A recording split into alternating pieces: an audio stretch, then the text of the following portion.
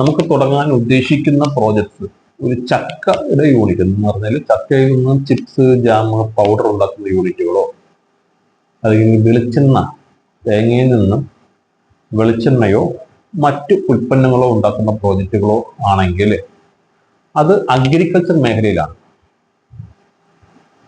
Agriculture മേഖലയിൽ പെടുന്ന പ്രോജക്റ്റുകളുമായി ബന്ധപ്പെട്ട ആക്ടിവിറ്റികൾസാണ്. കൂടാതെ ഇപ്പൊ ഞാൻ ഈ പറയുന്ന വീഡിയോസിന്റെ ഡിസ്ക്രിപ്ഷനിൽ അഗ്രികൾച്ചറിൽ പെടുന്നതും അഗ്രികൾച്ചർ പെടാത്തതുമായിട്ടുള്ള കുറച്ച് പ്രോജക്റ്റുകളുടെ ആക്ടിവിറ്റി ലിസ്റ്റും കൂടെ ഉൾക്കൊള്ളിച്ചിട്ടുണ്ട്. സമയം കിട്ടുമ്പോൾ ജസ്റ്റ് ഒന്ന് നോക്കുക, PDF ഫയലാണ്, ഡൗൺലോഡ് ചെയ്ത് നോക്കുക. അപ്പം ഈ അഗ്രികൾച്ചർ മേഖലയിലുള്ള ഈ പ്രോജക്റ്റുകൾ ആയാലും മറ്റ് ഇതര അനിമൽ ഹസ്ബൻഡറി ആയാലും മറ്റ് ഇൻഡസ്ട്രി ലെവലിൽ കൺസ്ട്രക്ഷൻ മേഖലയിലുള്ള പ്രോജക്റ്റുകളായാലും എല്ലാ പ്രോജക്റ്റുകൾക്കും പ്രോജക്റ്റ് കോസ്റ്റ് കോമ്പോണന്റ് ഡിവിഷൻസ് ഉണ്ടാവും. ഈ പ്രോജക്റ്റ് കോസ്റ്റ് കോമ്പോണന്റ് ഡിവിഷൻസ് വ്യക്തമായിട്ട് പറയുകയും അത് ഇലാബറേറ്റ് ചെയ്യുകയും കൃത്യമായിട്ടുള്ള എക്സ്പ്ലനേഷൻ കൊടുത്തു പോയാൽ മാത്രമേ അതിന് ഫണ്ട് റൈസ് ആകത്തുള്ളൂ.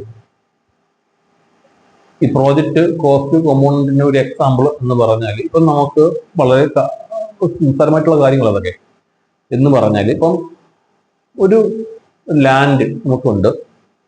ലാൻഡ് ഉണ്ടെങ്കിലും ഇല്ലെങ്കിലും എങ്ങനെ പ്രോജക്റ്റ് ചെയ്യാന്നുള്ള കാര്യം അടുത്ത വീഡിയോസിൽ ഞാൻ പറയാം. ഇപ്പം നമുക്കൊരു ലാൻഡ് ഉണ്ട്. ലാൻഡിൽ നമുക്കൊരു കൺസ്ട്രക്ഷൻ വേണം. അപ്പോൾ കൺസ്ട്രക്ഷൻ എന്ന് പറയുന്നത് ഒരു കോമ്പോണന്റ് ആണ്. ലാൻഡ് ക്ലീൻ ചെയ്യുക അതും ഒരു കോമ്പോണൻസ് ആണ്. പിന്നെ അതുമായി ബന്ധപ്പെട്ട മെഷീൻസ്, ഇപ്പൊ ഞാൻ നേരത്തെ പറഞ്ഞതുപോലെ ഏതാണോ നമ്മുടെ പ്രോജക്ട്സ് അതിന് വേണ്ടിയിട്ടുള്ള മെഷീൻസ് പർച്ചേസ് ചെയ്യണം. ആ മെഷീൻസ് എന്ത് മെഷീൻസോ ആയിക്കോട്ടെ, ലിസ്റ്റ് ഓഫ് മെഷീൻസ് ആഡ് ചെയ്യുക, അല്ലെങ്കിൽ ലിസ്റ്റ് ഓഫ് ഇക്വിപ്മെന്റ്സോ ലിസ്റ്റ് ഓഫ് ടൂൾസോ ഇതെന്ന് വെച്ചാൽ ആഡ് ചെയ്യുക. ആ ആഡ് ചെയ്തതിന് ഇക്വലന്റ് ആയിട്ട് ഓരോന്നിലും നിലവിലുള്ള മാർക്കറ്റ് റേറ്റ് എത്രയെന്ന് കോട്ട് ചെയ്യുക. കൃത്യമായിട്ട് അതിന് ഒരു ബില്ല്, ഒരു കൊട്ടേഷൻസ് കളക്ട് ചെയ്യുക. അതിനെ ബേസ് ചെയ്തിട്ടാണ് കോമ്പോണന്റ് ഇലാബറേറ്റ് ചെയ്യുന്നത്. അതിനെ ബേസ് ചെയ്ത് കോമ്പോണന്റ് ഇലാബറേറ്റ് ചെയ്ത് കഴിഞ്ഞാൽ ആ പട്ടികയാണ് പ്രോജക്റ്റിന്റെ ടോട്ടൽ കോസ്റ്റ് അല്ലെങ്കിൽ ബഡ്ജറ്റ് എന്ന് പറയുന്നത്. ഇതിനകത്ത് ഒത്തിരി സബ് കോമ്പോണൻസ് ഉണ്ട്. ഞാനത് വളരെ ഡീറ്റെയിൽ ആയിട്ട് തന്നെ അടുത്ത വീഡിയോയിലോട്ട് പറയാം.